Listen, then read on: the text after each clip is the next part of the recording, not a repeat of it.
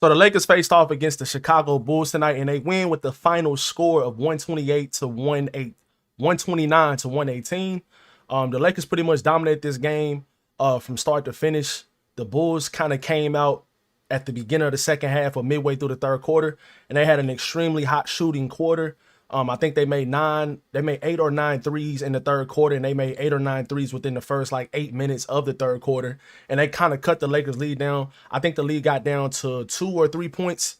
But the Lakers rebounded well. Luka Doncic had an amazing night with the final stat line of 46 points, 7 rebounds, and 11 assists. He was extremely efficient all night. He had it going all night. He was finding teammates. He was rebounding the ball. This was one of the great Luka games of the season, and this is a reason why he should be in the MVP conversation, with leading the league in scoring and the Lakers being a top 5 seed right now in the Western Conference. And they're kind of finding their rhythm a little bit when it comes to finding the right lineups to play. The fourth quarter lineups they start off with and they finish with, they've been working as of late. We're going to talk about in today's live stream. DeAndre Ayton continues to struggle.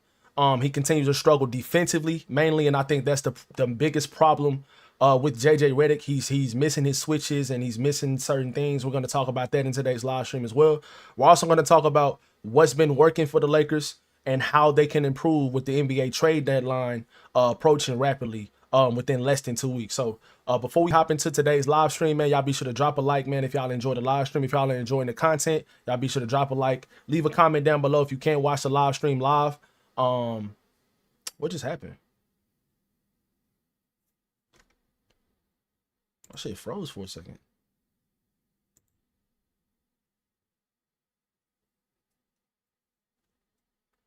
Oh my God, bro, I still forgot. Show your...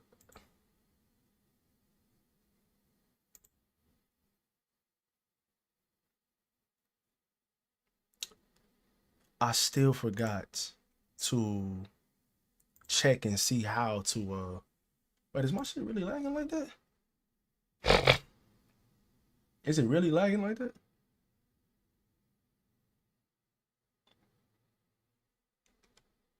What? Oh, we back. Okay. All right. Are we good? Let me make sure. Let me make sure we're good right quick. I think we are, but let me just make sure. As y'all coming in, y'all be sure to drop a like on the stream, man. Lakers get the dub tonight against the Chicago Bulls, 129 to 118. I'm muted on here. Yeah. So good win for the Lakers tonight. Good win for the Lakers tonight. Let's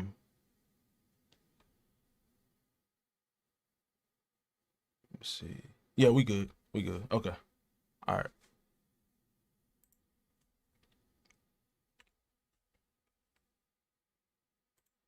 Okay. All right. So yeah, Lakers get the win tonight, 129 to 118 against the Chicago Bulls. Now let's go ahead and hop into it, guys, about what I think kind of stood out in tonight's win. And you know, some of the things that's kind of glaring about the team as the last couple games. You know, there have been some lineups. There's been some guys not closing games. And when it comes to the lineups that JJ are running, I love the lineups he's running right now. Obviously, there's a lot of injuries. We got some injuries right now. Drew Timmy went out tonight in the first half. He got elbowed in the face by Ayo Dosunmu, so he didn't. When he returned to the game, he was available to play. But with like when he got up from that interaction with Ayo Dosunmu, he was kind of like groggy, and he was kind of like he kind of looked like he was out of it a little bit. So I really understand JJ not including him in the rotation tonight. He was available, but you know, obviously you probably don't want to play him when he's getting up and acting like that, or you know, kind of responding that way. To just be cautious with him. He didn't play him for the rest of the game. So let's talk about DeAndre Ayton. Let's go ahead and bite the snake's head right now, because when it comes to DeAndre Ayton, I didn't think he played bad tonight. I think he started the game off high energy. He had some pretty good energy to start the game off. He caught a lob from Luka. He had a couple good moments. Yo, what's good, chat? Y'all talk to me. Y'all let me know if y'all can hear me and all that stuff. Y'all talk to me. What's good? What's good? How y'all doing tonight? Lakers dub, man. We up.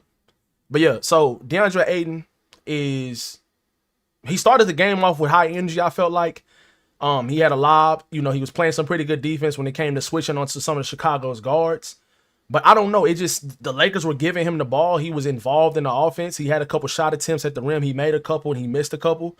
Um, but he messed up a couple times in the second half defensively. And I just think that the way that JJ Redick is looking at this team is we're so talented offensively. If we can get things better, if we can just raise our floor defensively, this team can be very, very good, even without any trades. Now, just imagine how better it would be when they do make the acquired trades, or if they do, should I say.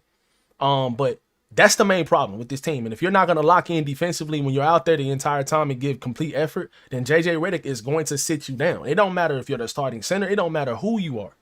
So everybody is playing hard right now. Luka's playing hard. There was a couple questionable shot selection attempts tonight from him and LeBron. But LeBron had it going in the first half, man. He was fantastic in the first half. He had 20 first half points. He looked at extremely spry. He looked at extremely springy and sprouty. So I don't see any comments. I don't know. Are y'all talking, chat?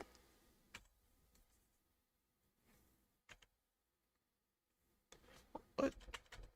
Bro, what is going on?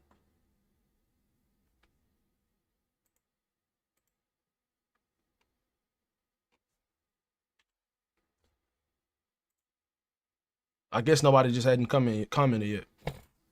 But yeah, man. Yeah, if y'all can hear me, y'all be sure to talk to me so I can know y'all can hear me good. I think y'all should. Let me just make sure. I should be straight though. Let me just make sure. Let me make sure y'all can hear me. Oh yeah, y'all definitely can hear me. All right. But yeah, LeBron was fantastic in the first half. He kind of came out kind of passive in the second half. He really wasn't shooting the ball and going to the rim. And JJ stopped using him and Luka in the post like he was in the first half. So I don't know why they kind of went away from that. Maybe Chicago made some changes defensively to where he felt like they really couldn't go that route.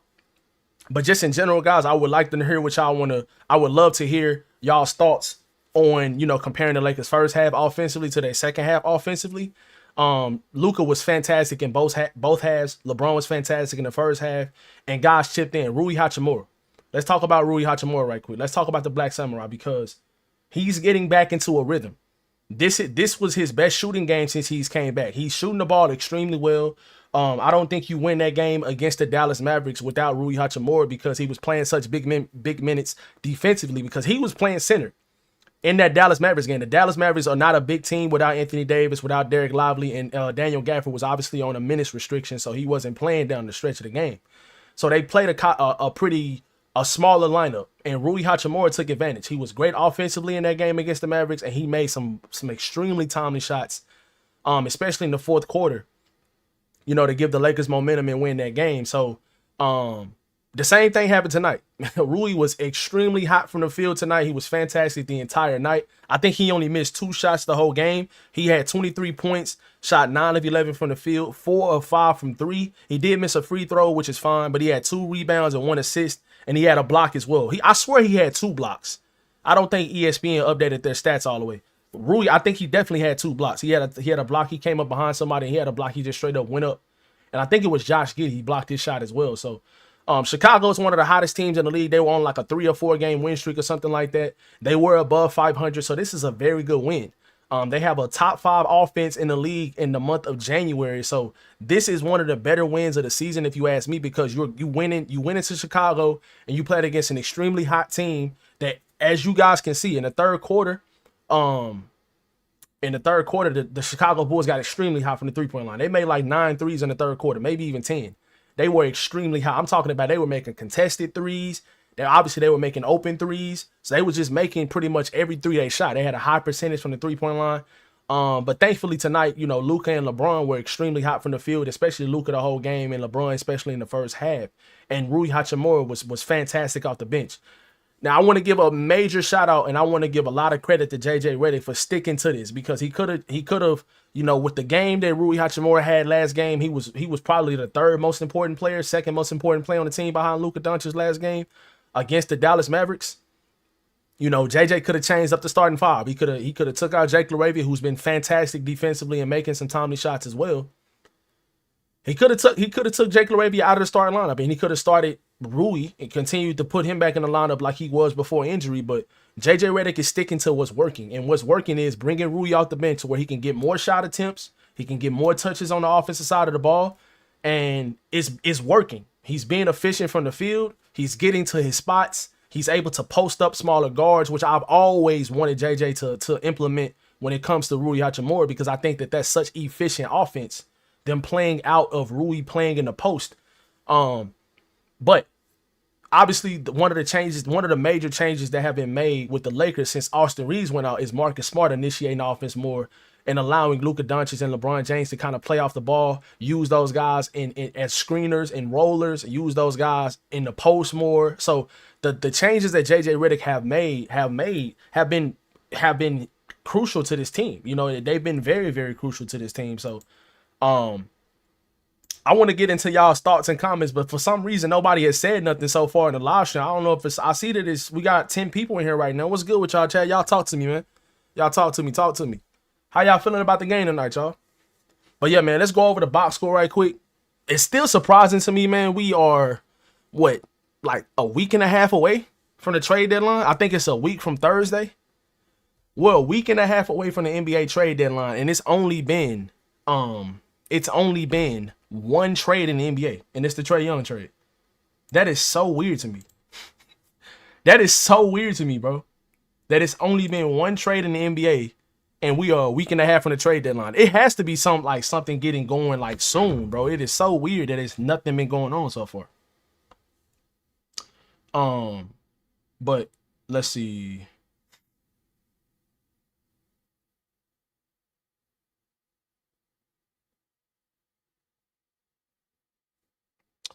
Let's see.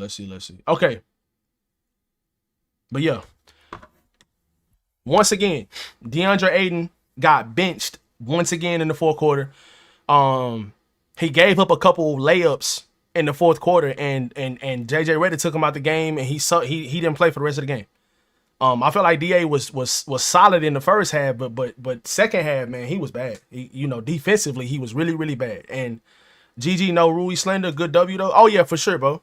For sure. Like I was saying, last couple of my videos, and I was talking about Rui possibly being traded. And like I said in the last live stream, the only way I'm trading Rui is if you're getting a clear upgrade. Ever feel like you got a booger in your nose, but it's nothing there? But yeah, the only way I'm trading Rui, bro, is for a clear upgrade at the wing position. If another team is acquiring you to include Rui in like a Herb Jones trade, I'd think about it, I'd consider it, but I wouldn't even be like all the way on the fence of doing it, because we see how good Rui is off the bench for this team. And if you can get a more defensive minded 3-point shooting wing player in the starting lineup to kind of take Jake LaRavia's spot, or they can just come off the bench with Rui, because Jake hasn't been bad defensively, but I would prefer a little bit more of an athletic type of player there that can shoot the three ball like Jake can. Jake can shoot the three ball as well. You have to respect his 3-point shot. But continue bringing Rui off the bench has been major for this team the last couple games. He had a bad shooting game in the fourth quarter against the Clippers that probably could have really helped that team. I mean, really could have helped the Lakers win that game against the Clippers. If he would have knocked down a couple more of those threes that he shot in the corners, he missed those. But the way he's shooting the ball right now, it's like every time he shoots it, he's going to make it. Like, he has so many open threes tonight, and that's because of how efficient and how good LeBron and Luka were getting downhill, getting mismatches. And, you have to guard the roll man when you're playing against the Lakers, because LeBron and Luka are such good passers and get lobs so often. So you have to guard those guys. So you have to make a decision. And JJ Redick is implementing Rui Hachimura to be the guy that's opening the corner or on the wing once the roll man rolls all the way down, and Luka and LeBron are being the ball handler. So he's implementing a very good offensive system that he's already done it, but he's doubling down on that with Rui Hachimura being the guy that's in the corner or being on the wing and being opposite side of where they run and pick and roll at. And they're finding him. And they're finding he's coming off down screens. Sometimes he shoot the three, and sometimes he pump fake, get to the rim, get to his pull-up jump shot. Like, he's been extremely efficient from the field. And the way that JJ Redick is using him right now, you can use him that way when he's coming off the bench, because obviously Bron goes to the bench when he comes in, or, you know, so one of our scorers will go to the bench once he comes in. So there's more touches for him because he's such a good offensive player. So I know Rui was kind of losing some value before the injury and when he was in the starting lineup, but we've been screaming this for a while. And I'm glad that JJ Redick decided to continue to bring him off the bench, even though he had a very good game against the Dallas Mavericks. And I hope he continues to do this because Rui is playing just motivated basketball. Obviously, he's shooting the ball a lot better, but defensively, he's playing so much better too. He's not just playing good on the offensive side of the ball. He's getting blocks. Now, I really do want him to start rebounding a little bit more, but that's okay because, like I said, if you're going to play defense the way he's playing and boxing out and allowing other guys to get rebounds, you're doing the dirty work that we need you to do, bro. So that is very, very good from JJ Redick and Rui Hachimura as well. He had a quote earlier, you know, before the game when they was asking him, how does he feel about coming off the bench? And does he think this is going to affect, you know, his ability to get paid this offseason and things of that nature? But he said, nah, like, you know, I'm with whatever helps the team win, you know. And then on top of that, he said that he also knows that he can get more touches when he comes off the bench as well. So they understand what's going on. They understanding what, you know, a lot of us Lakers fans have been harping on for most of the season. Bring Rui Hachimura off the bench so your lineups can be more mix and match with offense and defensive players, like implementing JJ Redick and Marcus Smart into the lineup. Obviously, if Austin Reeves was healthy, it'll probably be Marcus Smart, Austin Reeves, Luka, LeBron, and Aiden. That's probably would be the starting five. But obviously, since Austin has been out, I think that the guys have been playing pretty well, relatively so, you know, when you're missing pretty much an all-star for the last month. So, yo, good win tonight. Hopefully we can build a good win streak. Also, that Hayes dunk was insane. That Hayes dunk was insane. That Hayes dunk was absolutely insane, bro. And I thought he was gonna lose it. I thought he was gonna lose that ball and miss the dunk. But he didn't. So yeah. Live chat, fan funding.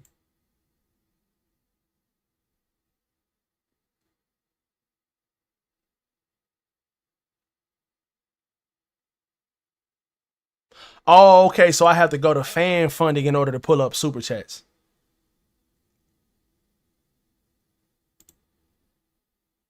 Okay. Live chat right here. And then this one is top chat. So I'll go to live chat. Okay. But yeah. So how y'all feeling, chat? How we feeling? How we feeling about the Lakers right now? What are we liking? What are we not liking? How y'all feeling, man? Because me personally, like, I'm really liking what I'm seeing from the team right now. And obviously, this team, in order for us to win the championship, which we can win a championship if the Lakers front office makes the right moves. If they make the right moves, this team can win a championship. Like, with the way that Luka is playing, he's playing at an MVP level. Austin Reeves comes back possibly Wednesday. He comes back on Wednesday, possibly. JJ Redick said he should be back before the end of the road trip. So he possibly could come back on Wednesday when they play against the Cleveland Cavaliers. We'll probably get an injury update tomorrow. And it'll show like Austin Reeves, hopefully questionable. If he's questionable tomorrow, then he has a legit chance to play on Wednesday. Mr. 81, what's good, bro? How you doing, my guy? How we feeling about the Lakers? Lakers roster is dog shit. I wouldn't say it's dog shit, but it definitely needs improvement. In order for this team to win the championship, they have to improve the roster. For sure. Like, we have to improve the roster in order for us to win the championship. And then what I mean by that is, my preference is 3-and-D wing players. Now, one of the things that I've been talking about in my videos and one of the things we talked about in the last live stream, the Lakers really could, what's the word I'm looking for? They really could, like, take advantage of having a floor spreading big. If they can get a guy that can spread the floor like a Jalen Smith, like the guy they played against tonight, or a Bobby Portis or something like that, they really could take advantage of a lot of different lineups as well. Because when the lane is open like that and you have all of these guys just out, like when Rui Hachimura was playing the foul the other night against the Dallas Mavericks, they just showed you how easy it was to get downhill for LeBron and Luka. And when Austin comes back, he's the best driver on our team. If you can try to implement or find a guy that can spread the floor like that plays the center position or play the power forward position or whatever, and you go smaller and play him at the 5, and you have the opposing teams big, playing out more, it would really like make it a lot harder to guard our team and make us more versatile as well, because we've seen it. We've seen stretches of it with Drew Timme. When Drew Timme has been in the game and he's been able to spread the floor because he's been able to shoot the ball pretty well. He only shot the ball one time against the Mavericks last game. He didn't really play tonight because of the injury. He got elbowed in the eye by Ayo Dosunmu. But just in general, we've seen kind of how that works. A guy that can spread the floor, and then you will have another guy down low that's able to kind of rim protect a little bit, or, able to clean up, rebounds. So I think that would be really, really good for our team. Go get Miles Bridges and Kuminga and Claxton. I don't think you're going to be able to get all three of those guys. The money won't match up for all three of those guys. But if you find a way to go get like a Miles Bridges and a Nick Claxton, you definitely would be in contention then, if you ask me. Me personally, I'm not a huge fan of Jonathan Kuminga on this current team. Now, if you were trying to go get Jonathan Kuminga once LeBron goes, or once LeBron retires or whatever, then I would feel like I think that'll be a little bit of a better fit. But me personally, I'm not a huge fan of Kuminga on this team because he's not a great defender. He's not a bad defender. I don't think Kuminga's a bad defender like a lot of people put him out to be. He does a pretty good job once he's motivated to play. But he's not a knockdown three-point shooter either. And that's what this team needs. We don't need another guy that can really score the ball. I think Miles Bridges is he's a very underrated three-point shooter, especially in the corners. And I think that he can do a lot better defensively than Kuminga can as well, even though he's not really known for his defense. But I just think that Miles Bridges will be a little bit of a better fit over Jonathan Kuminga, bro. What'd you think of Ayo Dosunmu audition? I mean, fantastic. He had how you do tonight? He did I know he did pretty good.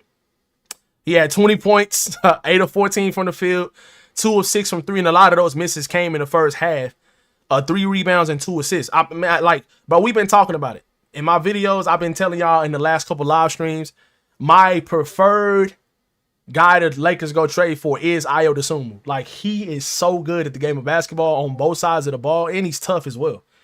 He's a no BS kind of player. He's a very good point of attack defender. Now, he's not a lockdown defender. He's not like a Lou Dort or a Herb Jones or nothing like that. But if you put him in a game, he can do a lot of things for you defensively, pressuring the ball. Rotations are right because he's so fast and quick. And he would come in and probably be your second best driver when it comes after probably Austin Reeves, or maybe even your best because he got so much speed and quickness. He can shoot the 3 ball. This season, he's shooting career highs from every part of the field. I mean, every part of the court. He's shooting career highs. Look at his stats this year, y'all. For the people that's not familiar with Ayo Dosunmu's game. He's played 39 games this season. He's shooting 51% from the field. He's shooting 45 or 46% from 3, basically. That's phenomenal. And he's shooting 86% from the free throw line. And he's averaging about 4 assists a game. He could be a pretty good secondary playmaker as well. So I'm a huge fan of Ayo Dosunmu, man. And I feel like with the right situation and the right roster, he can be very, very good. I think Kuminga has star potential as well. But he's already been on the team the last couple of years when he's played with other stars, and he didn't like his role. He didn't like the fact that he wasn't getting more touches, and he didn't like this and he didn't like that. I don't think that this team needs another player that's going to come in and expect to start, and they're going to want the ball because you have 3 guys that are extremely good at scoring at all 3 levels and are extremely good at facilitating the ball. So they're going to have the ball most of the time. Jonathan Kuminga is not going to get the ball that much. So when you're looking at guys like Andrew Wiggins, or when you're looking at guys like Herb Jones, who is a pretty underrated offensive player, he's not just a guy that stands in the corner and shoot threes. He has a pretty good handle. He initiates the offense at times for the New Orleans Pelicans. He's a lockdown defender. He was a first team all defensive player his last healthy season, which was 2 seasons ago, right? And he can shoot the corner 3 ball as well, pretty well. In his last season, he played over 60 games. His last healthy season, he shot almost 39% from 3. So Herb Jones on this team will be perfect. I just don't think the Lakers are going to be able to get him. I'm not that high on Herb Jones. I don't know how you're not that high on Herb Jones, but Herb will be a perfect fit on this team. What if we get Justin Champagnie and Ayo Dosunmu, and that would that be a successful trade deadline? I don't know if it would necessarily be a successful trade deadline, But I would say this, that you definitely improved your team for sure. If you somehow find out a way to get Ayo Dosunmu and you also find out a way to get Justin Champagnie without giving up a first round pick, or maybe if they do the deal that Kevin O'Connell and Jake Fisher were reporting last week about them trying to trade their highly protected first round pick to get to another team and get like multiple lesser valued first round picks, like, you know, lower 18, 20 in the 20s and stuff like that. Get multiple first round picks in the 20s. Trade your highly protected first round pick, which is way more valuable, right? Give that to another team, have them give you multiple first round picks back. And then you could probably go trade for some of these players and not have to give up as many assets. If you do that and you only give up one first round pick for that combination of players, I think that you probably can say that's in a successful trade deadline. But I still prefer this team to go get a starting caliber wing player that could be in your starting five and possibly grow alongside Luka Doncic and be in the starting five for the present and in the future. Luka's in scorching form this season. Pelinka needs to step up and make moves. 100%, bro. 100%. Luka should be in the MVP conversation. He's leading the league right now in scoring. While the Lakers are, let me see, I think we're 11 games over 500. First in the Pacific Division. Let's see, schedule. I gotta go to standings. I think we're fifth in the Western Conference. The Rockets won tonight, so we're one game behind. We're a half a game behind the Rockets, and we're 2.5 games out of third for the third seed behind the Denver Nuggets. It's a lot of games left to play. You play against the Rockets a couple more times. You play against the Nuggets a couple more times. You definitely can still be a top 4 seed in the Western Conference, right? This team is 11 games over 500, and they've only played a whopping 7 games with their star players, all 3 stars of Austin Reeves, Luka Doncic, and LeBron James the entire season. They've only played 7 games together.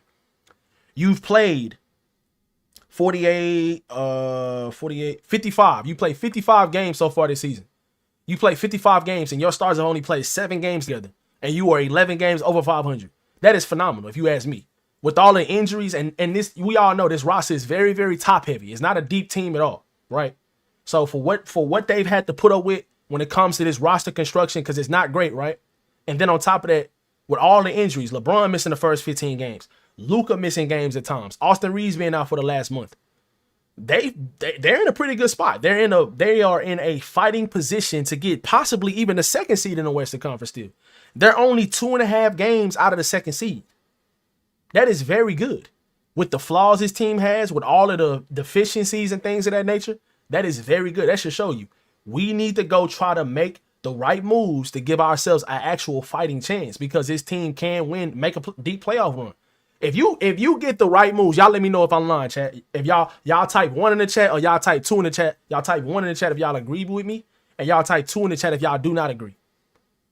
If you go get the right moves and surround Luka, LeBron, and Austin Reeves with the right players, with another defensive-minded wing player that can shoot the 3 ball preferably, or another lob threat defensive-minded big that can protect the rim or something like that, or something along those lines, or go get me multiple 3-and-D players.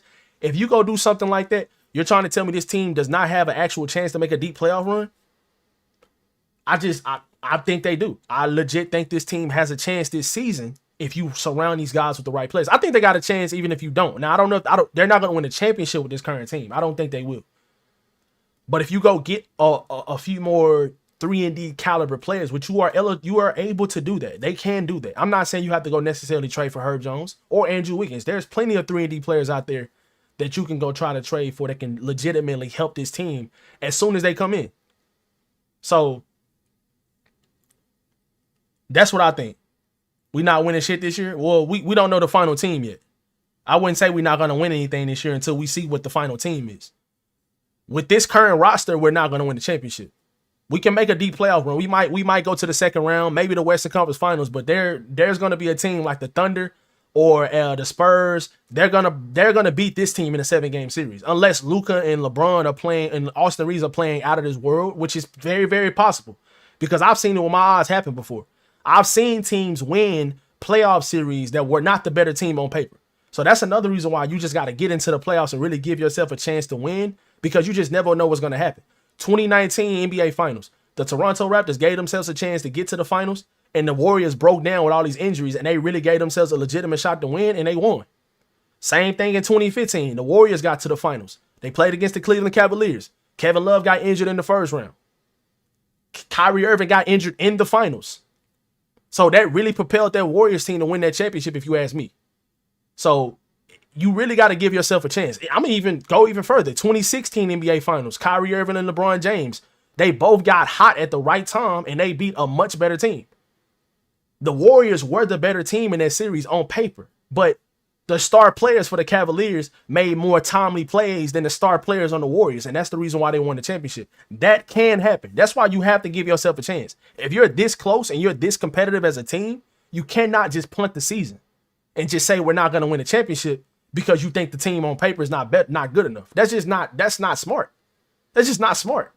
So go out there, make the right moves, find the right players to surround your stars with, and give yourself a legitimate chance. If it doesn't work out this year, okay, that's fine. LeBron could possibly go to another team next year, or he possibly could. If he stays with the Lakers, it's gonna be on a different deal. It's not gonna be on a max deal. I highly doubt that if LeBron stays with the Lakers, it's gonna be on this same type of deal, or any type of max salary, or even a mid-level exception. It might not even be that.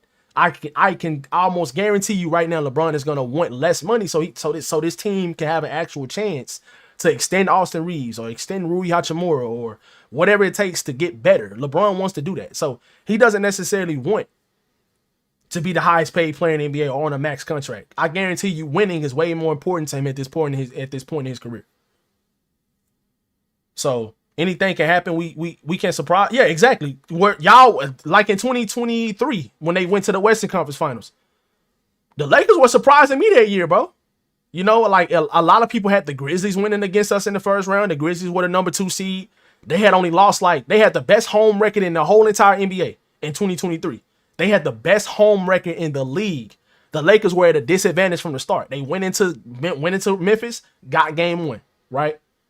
That's the Austin Reeves and Rui Hachimura game.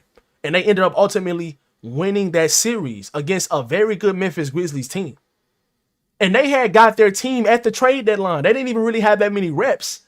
They didn't have that many reps together or anything. So they beat the Warriors, who had just the year before. Didn't they win the championship? So you just got to give yourself a chance. How can anyone say we aren't winning this year? Luka in his current form with some dogs by his side in the playoffs. One word, formidable. Exactly, Mamba.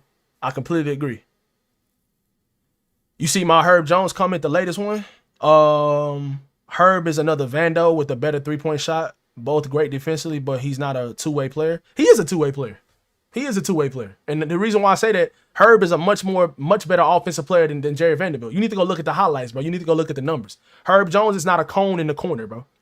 He can shot fake under the legs, get to the rim, and lay. He got good touch around the rim. I'm not saying he's just this prolific scorer, but he's not just some guy that's just going to stand in the corner. He can actually shoot the ball as well from other places other than just the corner. So trust me, bro. Herb Jones is a good two-way player. Now, he ain't no superstar. He ain't no star player. But as a role player, he definitely can do some good things for you on the offensive side of the ball. He can initiate the offense. He does it with the Pelicans right now. When he's been playing, I've been watching their games. He initiates their offense at times. He's a pretty good three-point shooter. Now, is he going to go out there and be a 45% three-point shooter? Probably not. But you just need some guy that can knock down some timely shots like Lou Dort does for the OKC Thunder. Lou Dort is not a great three-point shooter. He's not a great three-point shooter, but he can get hot and he can knock down some timely shots, and that's exactly what Herb Jones can do as well. So, yeah, he can score the ball. He's not just I have to stand in the corner. I'm limited offensively, kind of like Jared Vanderbilt. Even Jared Vanderbilt sometimes, he's 6'10", and he misses a lot of layups for his size, right?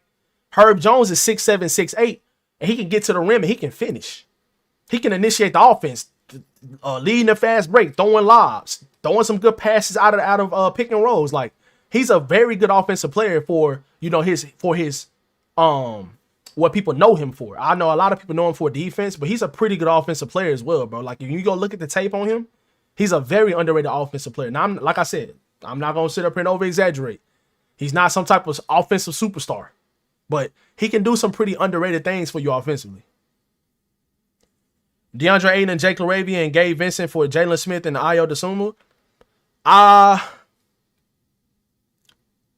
don't know about Jake LaRavia, bro. I don't want to include Jake LaRavia.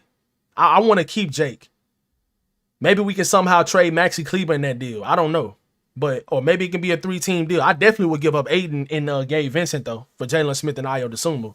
And maybe throw in another player or find another team. But I don't want to give up Jake LaRavia, bro. He's only 24 years old. And defensively, Jake has a lot of potential defensively, man. Once he gets a little bit stronger, too, and like when these players bump him and he don't get knocked off his spots, and he's not even the most athletic player, and he still moves very, very well laterally to stay in front of people. He be guarding a lot of like quicker guards than him, and he does a very good job. He's always in the right spot rotation-wise, unless he gets fouled or knocked over or something like that. Like, he's been underrated for this team. I don't want to give up Jake LaRavia, bro. So I'm not saying that. Now, granted, if Jake LaRavia is required in a Herb Jones trade, okay, I'm sorry, Jake, you gotta go, bro. I'm sorry. But for Ayo Dosunmu and Jalen Smith, I like both of those guys. I love Ayo Dosunmu, but I'm not willing to give up one of those guys. I'm not willing to give up Jake for one of those guys. If that makes sense. I don't know if I'm willing to do that, bro. Yeah, I don't think we should trade Jake LaRavia. I think we should find out a way to keep him. So, Chad, what centers would y'all prefer to trade for? Because the way it's looking right now, bro, DeAndre Ayton is not going to be here past next week's trade deadline. They're not even finishing games with him no more.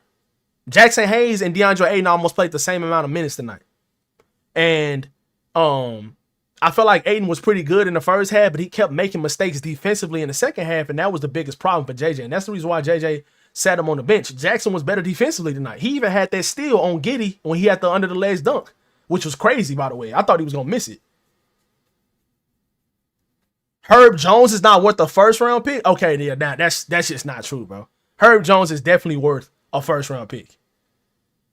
Now, and there, if you was to try to get Herb Jones, you're going to have to at least give up one first-round pick because he's too good defensively. He does way too many good things for your team for what this team needs. And then on top of that, the Pelicans are not going to just give Herb Jones away for nothing or like for some chips and some used up socks. They're not going to do that. Like, it's just too many players in the league like him that these teams need to surround their stars. Everybody is looking for players like Herb Jones. He's definitely worth the first round pick, bro, for sure. Nick Claxton, for sure. But you know how perfect Nick Claxton would be on this team? He's a souped up version of Jackson Hayes. He's a better version of him. So, you know how perfect he would be? Like, we talked about that. Like, I've talked about it in my videos over the summer before the season started. We talked about it in these last couple live streams. Nick Claxton, Yves Missi for the New Orleans Pelicans, Walker Kessler, which you're not going to get because he's injured this season and then he's a restricted free agent all season. I just highly doubt the Lakers are going to get him. But that caliber of center that is defensive minded, plays extremely hard no matter if they're getting the ball or not. Actually, they probably don't even want the ball on offense. They don't need the ball on offense to be super duper engaged defensively. Those are the type of players that this Lakers team need. If they get those type of players or that type of center, that's the guy that's going to be with Luka and very, very good with Luka for a long time, right? Because I think that Jackson Hayes and Luka's chemistry is better than DeAndre Ayton and Luka's chemistry. The player that has the best chemistry with DeAndre Ayton is Austin Reeves. And he's been out the last month. So maybe that's why DeAndre Ayton has kind of been very, very up and down. Because the first month and a half of the season, DeAndre Ayton was very, very good. For the contract he's on and for the touches he was getting and stuff like that, he was efficient. And he was much more engaged defensively. So I don't know if that's the problem. I don't know what it is. I don't know what happened to Ayton from the first month and a half of the season. It has to be a mental thing at this point. Can we get Herb and Saddiq Bey? That will be a successful trade deadline if you do that. If you get Herb Jones and Saddiq Bey, that would be an extremely successful trade deadline. I would keep Ayton on my team if you can get both of those guys. I wouldn't prefer that, but I still would be okay with keeping Ayton because I don't think the center position is what you need anyways. I don't think you necessarily need a good center in order to be, I ain't gonna say, I don't think you necessarily need to target the center position in order to get you where you need to go this season. I think Ayton can be okay in stretches, okay enough for you to be okay if you surround your team with the team you have now and add Herb Jones and Sadiq Bey, and then somehow you able to keep Rui Hachimura, that would be perfect. That would be absolutely perfect. And who knows? Maybe some center on the buyout market to get bought out and they can come over and, you can do something with that. But the way it's looking right now, I just don't think the Lakers are trusting DeAndre Ayton in the most important moments of the game. And they might look to move him at the deadline. I would. I definitely would. Day one sharp physical center Lakers need. Yes, physical. Yes. Probably the best rebounder in the league, bro. If he's not the best, and I'm saying that like when it comes to the minutes he plays, he's one of the more efficient rebounders in the whole entire NBA. Offensive rebounding, defensive rebounding. He's a bruiser. He's pretty athletic as well. He's developing a 3-point shot as well. So Day'Ron Sharpe is a starting caliber center in the NBA, and I think if you were able to trade for Nick Claxton or Day'Ron Sharpe, I think that's a home run hit for sure. Because those guys can grow alongside Luka, and they can be there for the foreseeable future with Luka and Austin Reeves as long as you keep Austin. Yeah, I made a video about Michael Porter Jr., bro. Like, it was reported that the Lakers are having conversations with the Nets, and they talked about possibilities of Michael Porter Jr. and possibilities of Nick Claxton. I don't think you're going to be able to get both of those guys. And if I had a preference of who I would prefer from the Nets, it would definitely be Nick Claxton. But Michael Porter Jr. would just make this offense damn near unguardable. Obviously you still would have some deficiencies defensively, and JJ and his coaching staff would really have to figure that out. But Michael Porter Jr. won the championship, bro. He was a starter, and that team with the Nuggets, that team they didn't have a whole lot of stout defenders on that team. Christian Braun was a rookie. He wasn't the defender he is now. He's a decent defender, but now he ain't the defender he is now. Aaron Gordon was a pretty good defender. But other than that, they didn't have nobody really out there just a defensive-minded stopper. They was getting timely stops, and they were making some timely shots. And that's the reason why they won the championship. Obviously, with the dominance of Jokic and Murray pick and roll, and their role players were making so many timely shots, man. It just was so hard to beat in a 7-game series. The Pelicans want 1 or 2 first, probably. Not going to lie, wouldn't be surprised if Pelinka doesn't do nothing. Everyone might be pissed. But if Pelinka does nothing, if Pelinka does nothing before the NBA trade deadline, he needs to get fired. And I can almost guarantee, if Pelinka does nothing and the Lakers don't win the championship, which I highly doubt they will if Pelinka does nothing, LeBron might be going this offseason as well. Not only will that make Rob Pelinka look very, very bad, I think LeBron might be going this offseason. He might. Because it's like the front office isn't trying to show any effort to try to win now, and unless they tell LeBron something and he stays there for the rest of the season, obviously, and this offseason they try to make some moves, which they rarely do. They rarely ever make offseason moves. It's always reported near the deadline that the Lakers are going to do this and do that this offseason when they have all these first round picks. They never do anything because all of these teams up their prices by so much, and the Lakers have to try to overpay for all these different deals, bro. So it's like it's a repeated cycle. Like the best time to get players, in my opinion, is near the trade deadline, value-wise, because a lot of teams are trying to move players, move the salary of players. They want less salary on their books and stuff like that. So now it's like the best time because teams are not going to be overpricing certain players because it's the deadline of the trade deadline, right? So they're not going to be trying to up their prices. Now they're trying to bring their prices down to get certain players out. So this is like the best time to make trades, which is kind of surprising. Especially with the Giannis injury news the other day. The league only having 1 trade so far is kind of surprising. It's kind of surprising. I don't really want Sabonis, bro. Like, Sabonis wouldn't be a good fit with this team. Offensively, he would be. But when it comes to rim protection, he's an even worse rim protector than DeAndre Ayton is. I don't know, man. I'm not really a huge fan of Sabonis on this team. Now, I like Sabonis overall, but on this team, I don't know, bro. In Pelinka we trust, hopefully. Say trade, connect for Keon Ellis. Now, that would be a good trade. I think that'd be a good trade for both players because I think the Kings can use more shooting and more players that they can use for the future and stuff like that.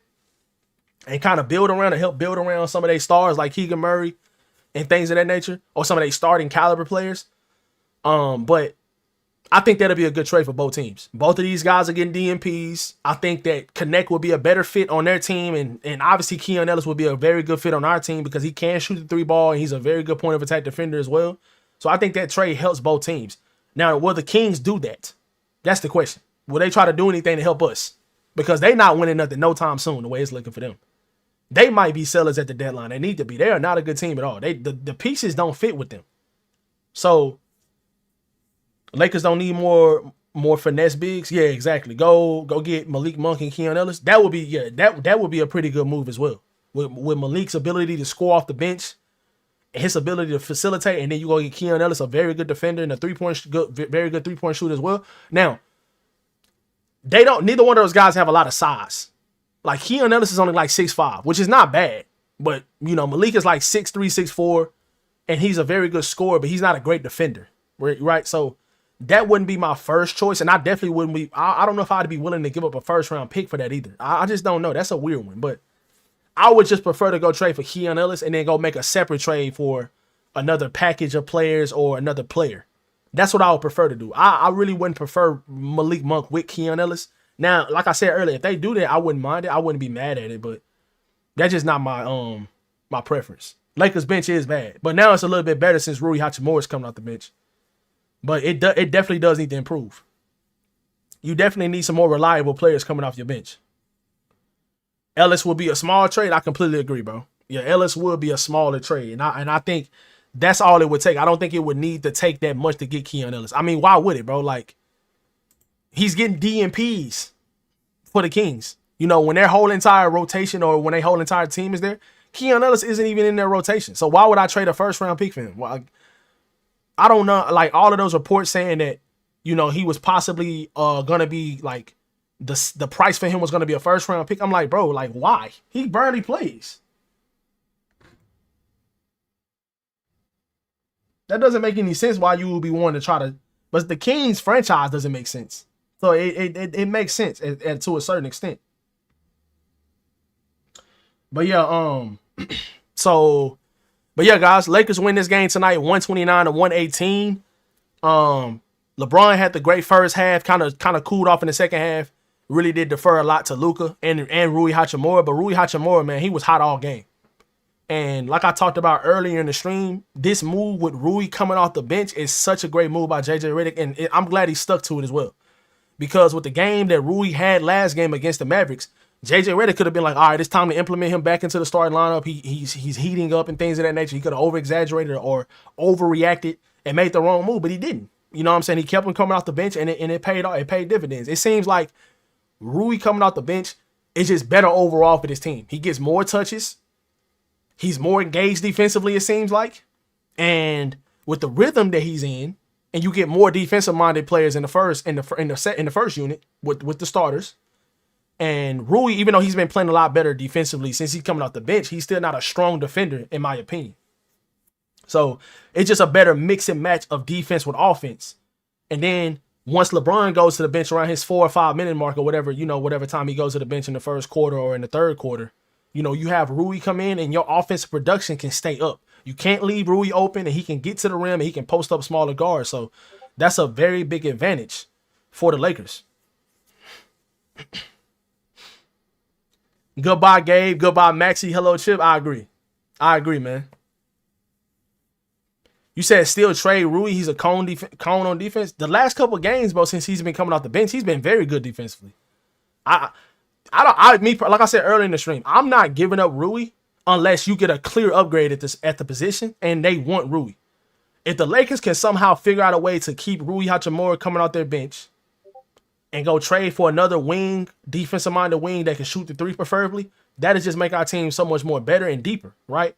Because Rui provides a lot of things for you, but he's the best shooter on our team. He's a very good scorer.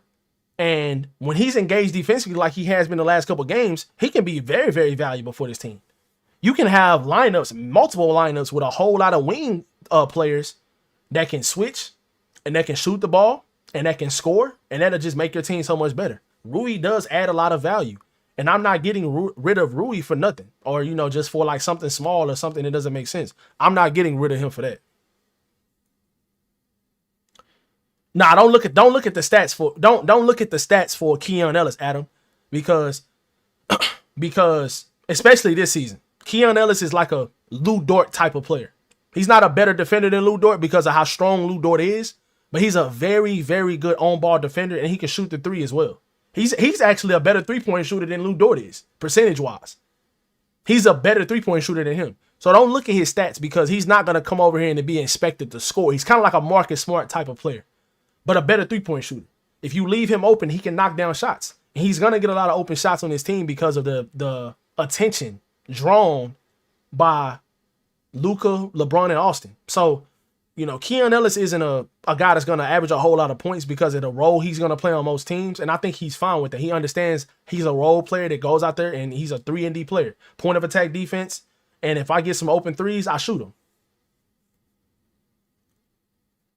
He played real good defense last game too in that Mavericks game. Shit, even in the Clippers game, he played some good defense. In that Clippers game, he played some really good defense. He had a defensive possession on, I forgot what player it was. That was the best defensive possession he's had since he became a Laker. That on-ball defense, he had isolation defense that he had on one of those Clippers role players that was trying to take him one-on-one. He could not get past Rui. That was the best defensive possession I've seen him play. So that's another point to where I think that Rui is just more engaged because he's able to touch the ball more. And it's like certain players, if they touch the ball a certain amount or if they feel like they're involved offensively, they are more engaged on both sides of the ball. I don't know what happened to DeAndre Ayton. It just seems like he's not engaged really at all on the defensive side of the ball the entire game.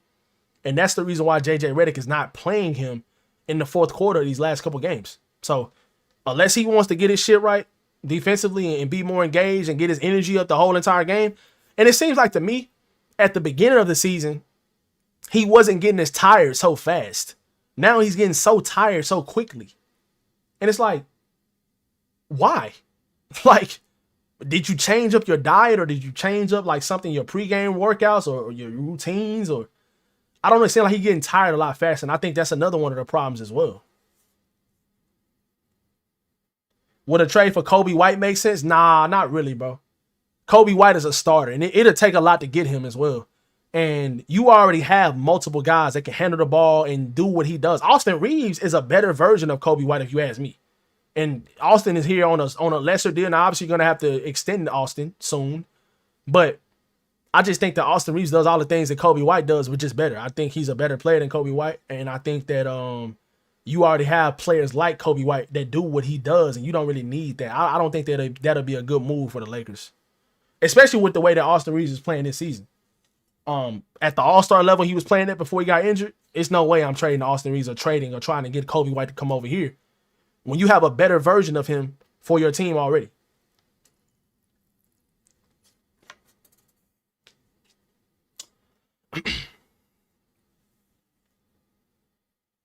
That's a good point, Sabo. That's a good point. Ellis is not getting consistent minutes, and he's not playing with a Luka and LeBron. He's not playing with nobody like that. Now, Russell Westbrook is a very good passer. He's a good passer, and he's been playing pretty good for the Kings this season. If Russell Westbrook played the way he's playing for the Kings right now, if he played like that when he played with the Lakers would have been a much better team. He just played so bad with the Lakers, and everybody try to blame the Lakers for him playing bad, bro. Nobody was making you, as Russell Westbrook, nobody was making you shoot the ball off the top of the backboard. Nobody was making you miss all those layups and dunks you missed. Nobody was making you turn the ball over and just lose the ball out of nowhere because your fingers got slippery. Nobody was making you pull up for a jump shot when you up by one because it's a 2-for-1 situation. When it's 30 seconds left in the game. Like, nobody was making you do that but yourself. So I don't hate Russell Westbrook. I think he's a cool ass dude, and I think that I'm not one of those type of fans that talk shit about him all the time or anything like that. But he just simply didn't play well with the Lakers. But if he played the way he's playing with the Kings right now with the Lakers, they would have been a much better team. Still don't think they would have won a championship, though. I would love Aaron Nesmith. Oh, my goodness. Man. That's the type of player you need. Like an Aaron Nesmith, which I don't think the Pacers would trade. Or, you know, he's in that same type of tier as Herb Jones, that 3-and-D, OG Anunoby, even though OG Anunoby is better. But he's in that same caliber or tier like of players that you need. That's what you need. Aaron Nesmith would be perfect. But I just don't think the Pacers are going to give him up, though. So,